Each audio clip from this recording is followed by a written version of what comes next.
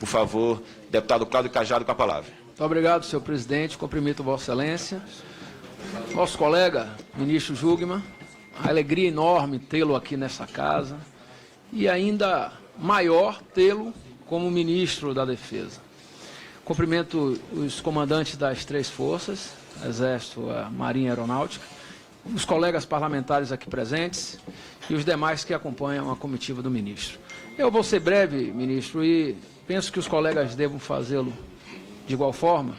Já são 11h14 e nós não podemos prolongar muito essa audiência pública por conta do compromisso que o ministro já nos avisou.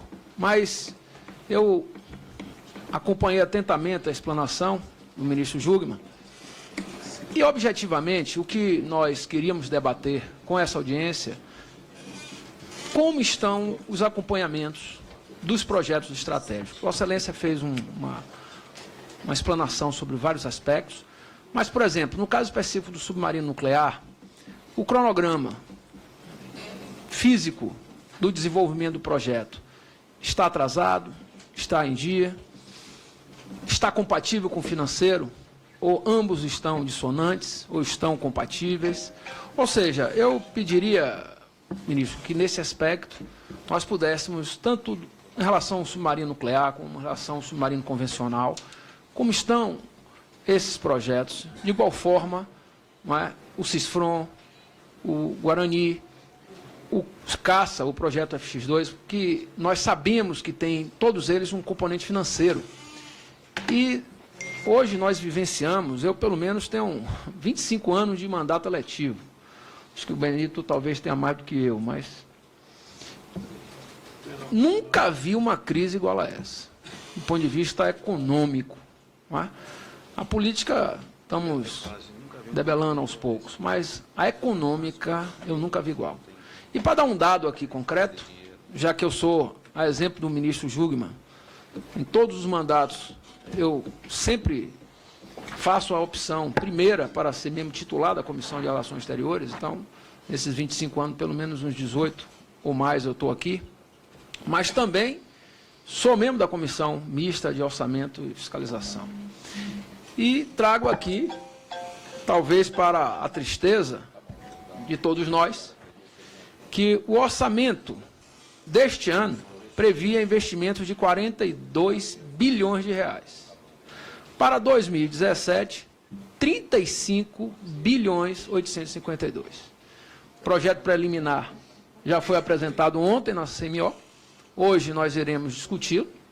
O presidente assinalou um prazo de 24 horas, então vence hoje às 18 horas para apresentação de emendas. E com isso nós temos aí uma diminuição de 15% do que é deste ano previsto para o ano que vem em termos de investimento. E a explanação nós percebemos claramente que só os projetos estratégicos expostos pelo Ministério da Defesa alcançam 120 bilhões. Nós sabemos que não é para o ano de 2017, ao longo de alguns anos. Porém, diante da crise, diante da necessidade de se pôr em execução tanto o Plano Nacional de Defesa quanto os próprios projetos em andamento, que são absolutamente necessários, importantes, fundamentais, como superar essa questão? Paralelamente a isso, eu não vou cuidar da questão de pessoal, que eu sei que o deputado Bolsonaro fará, mas em relação à manutenção das forças, ministros, eu tenho uma informação de que apenas 20% das aeronaves estão em condições de voar. Como estão o treinamento do pessoal da Força Armada, principalmente na área da Força Aérea? Como está a manutenção do Exército, os equipamentos? Ou seja, nós não podemos apenas discutir a questão dos projetos estratégicos sem deixar de lado, ou deixando de lado, a questão da manutenção das forças. Então é importante que Vossa Excelência possa expor de forma nua e crua a atual situação, como está, já estamos no final do ano, para o próximo ano, 2017, para tentarmos ver de que forma nós encontramos alguma solução, diante desse cenário extremamente difícil que nós estamos atravessando e que iremos continuar no ano de 2017. Eu não tenho dúvida que nós não conseguiremos, apesar de todo o otimismo que temos, e o cenário macroeconômico está mudando para melhor, enfim, nós estamos com essa expectativa, com esse choque de confiança positivo, que está dando realmente um novo cenário na economia brasileira. Mas nós sabemos que o Brasil também tem vulnerabilidade sobre as questões externas, né?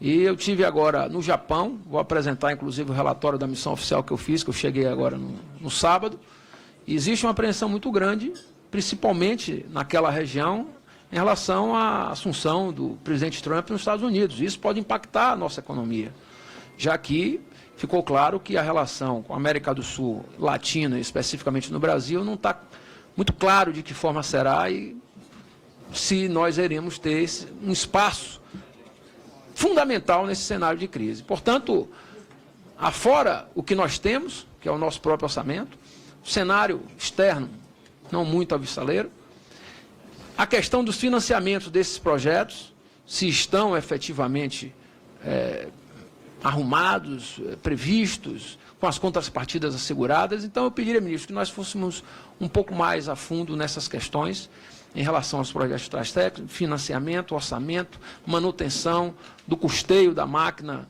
das três forças e do próprio Ministério da Defesa, para termos em mente de que forma nós poderemos, dentro do parlamento, ajudar. Porém, há uma questão importantíssima para ser focada, que é justamente o CISFRON, o Sistema de Defesa. Porque nós, hoje, Vossa Excelência abordou rapidamente a questão da vulnerabilidade das fronteiras, dos crimes transfronteiriços.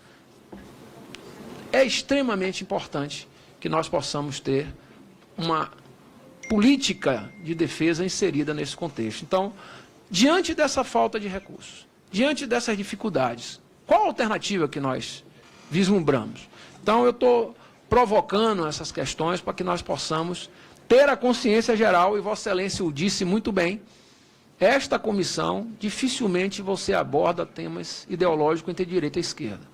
Nós aqui fazemos política de Estado e vejo consensualizado, independente das opiniões partidárias, um intuito muito grande de sempre valorizarmos as nossas forças e darmos o que pudermos, independente das nossas posições ideológicas, para ajudarmos as Forças Armadas brasileiras e principalmente o Ministério da Defesa na busca de defender o nosso país e a nossa soberania. Portanto, provocando essas questões, eu aqui encerro para dar a oportunidade de Vossa Excelência poder trazer esse diálogo com todos nós. Muito obrigado.